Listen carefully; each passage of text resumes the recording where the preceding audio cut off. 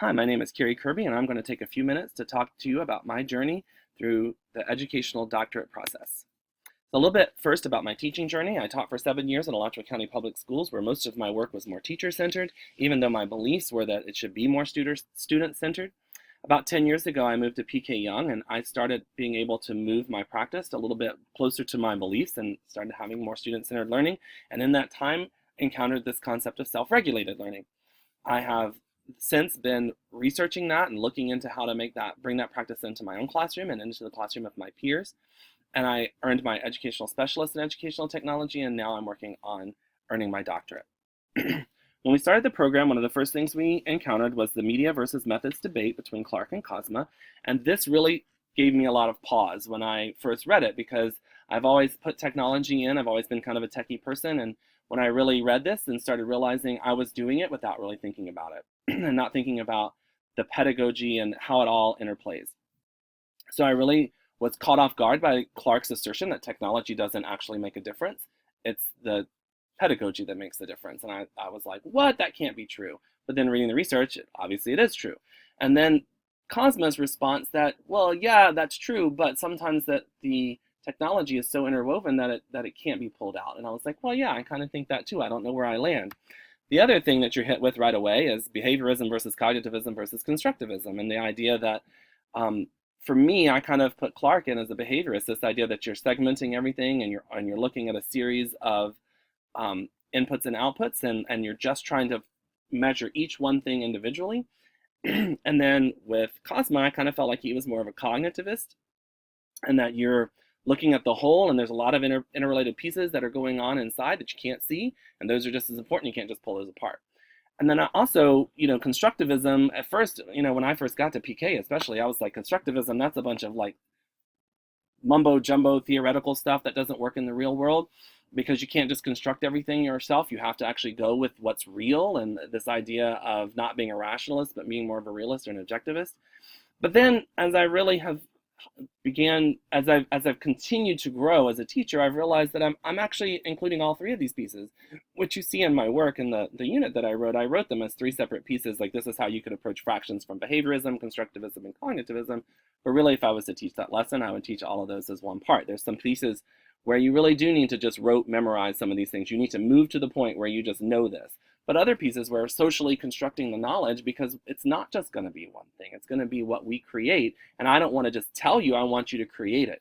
And then the cognitivism is like, but ultimately I'm driving the train, I know where we're going, and I'm kind of leading us in this direction. So I kind of feel like I landed in the middle, the idea of being a pragmatist. And this was my favorite quote of anything that we've read in the entire program.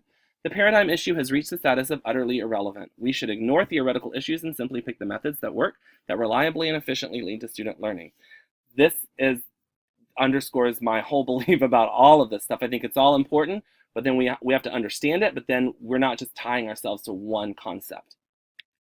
When looking at the research, obviously there's the three kinds: qualitative, quantitative, and mixed methods, and we were asked to look at two studies. So the first one, of course, I picked was qualitative, and I chose the Winchell and Saul work around laptops and teacher pedagogy and how laptops affecting teacher pedagogy, and of course they came to the same conclusions that everybody else has, that really, when it comes, well, not everybody, but most research does, that really when it comes down to it, it was the pedagogy and the pedagogical shifts, and a lot of those were happening regardless of the laptops. The laptops were part of it, and they might have sped it along, but it was the pedagogy that actually was making the difference, not the laptops.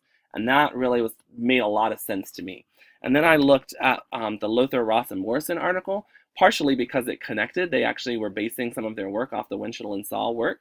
And they were looking more specifically around laptops and how they were affecting the student work. And it was a little bit of a mixed bag. It was mixed methods, obviously. They did a lot of statistical analysis, and all of that was done well. But then there were some other pieces that were missing, where they were looking at some things that they were making claims about that I'm not sure were totally there. For example, saying that, well, all the kids took a test on the computer, but some of the kids didn't have computers on a day-to-day basis, and so of course that's going to affect their scores. So they kind of came out with the idea that the technology did make a difference, but then they also slid in this idea that even from their own previous pilot study, it went down, the effect of technology went down, and they laid that claim at the feet of the teachers and their pedagogy. So it's like, see, we're coming back to the idea that it really is about pedagogy. And so that leads me into my own research. Of course, again, I said regulated learning is something that I've really been looking at. This is Zimmerman's conceptual framework. You've got the forethought phase. What are you thinking about ahead of time? Your goal setting. You've got the performance phase, actually monitoring your work while you're doing it, and then the reflection phase. But you'll also notice that I've added these other pieces in here with, first of all, with forethought, the self-efficacy. There's been a lot of work with like Bandura, the idea that when you believe in the way you believe about your ability to do something is going to affect, then obviously the goals that you set. And Pentridge and de Groot have also done a lot of things around the higher self-efficacy, the greater amount of self-regulated learning strategies you're going to use, so that affects your goal setting as well. And then in the performance phase, I'm really wanting to look at help-seeking behaviors. There's been some work by Ryan and Shin around help-seeking behaviors and self-efficacy. So those are kind of intertwined, even though help-seeking behaviors is really behavioral, and then self-efficacy is more motivational, but they impact each other a lot. And are you able to seek help appropriately when it's necessary? And that seems to be something that I could really focus on. It seems really important to me, and I want to focus a little bit on that. And then in the reflection phase, there's been a lot of work by Nichols, Huber, and Wrinkle, and Hadwin, Yarvella, and Miller around adding frames and having stems and questions that lead to better reflection in the students. And then that was Nichols and Huber, and then Hadwin and Yarvella really around the co-regulation of sitting with kids and doing that together. So all of these pieces together, also you've got cognition, motivation, and behavior. All of that's built into regulated learning, and it's not just self-regulated learning, it's also co-regulated learning, where the teacher is like, for example, in the reflections, when the teacher is giving questions and modeling, there's going to be some co-regulation. But the ultimate goal is for each person to be able to regulate their own learning. So you can't really take any one of these pieces out, because it's really hard to study one without the other because they're so interconnected, kind of going back to this idea of cognitivism and Cosma, and with the technology being built in there. So how am I going to actually see if that works? Well, here's my question. I'm going to be in a new situation in a new school, but I know that the elementary science specialist, and I know kind of his work, and so this is based upon his classroom. This is the context.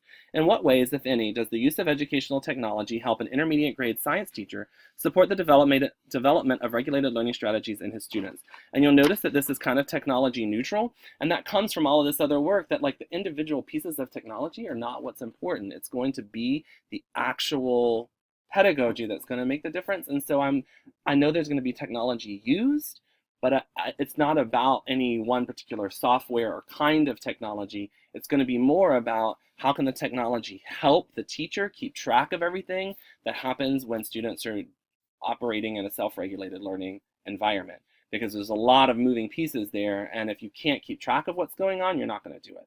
So how does the use of technology, or in what ways does the use of technology help the teacher or not?